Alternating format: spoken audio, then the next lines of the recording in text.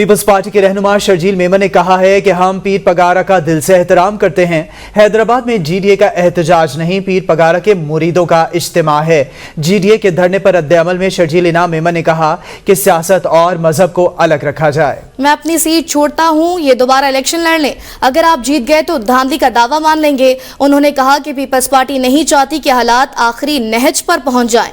GDA ने सिंध के हकूक की बात नहीं की, लोगों ने जीडीए को मुस्तरद कर दिया। पीर साहब पगारो जो कि निहायत ही काबिल एहतराम है, हम सब उनकी तहे दिल से इज्जत करते हैं। एक गादी है, उनके जो तो मुरीद हैं, ये मुरीदों का एक इज्तिमा है। इसको ये ना समझा जाए कि ये कोई पॉलिटिकल पार्टी का जलसा है। कहां धांधली हुई है, कौन सी धांधली हुई है? जब इंतखाबात के नतायज आ रहे थे आप खामोश थे। आपने कितने इंतखाबात में कौन से नतीजे पे आपने कहा कि जी रिकाउंटिंग करो? कौन से इंतखाबात आपने कोई सबूत पेश किया कि जी यहां पे हमारे साथ धांधली हुई है?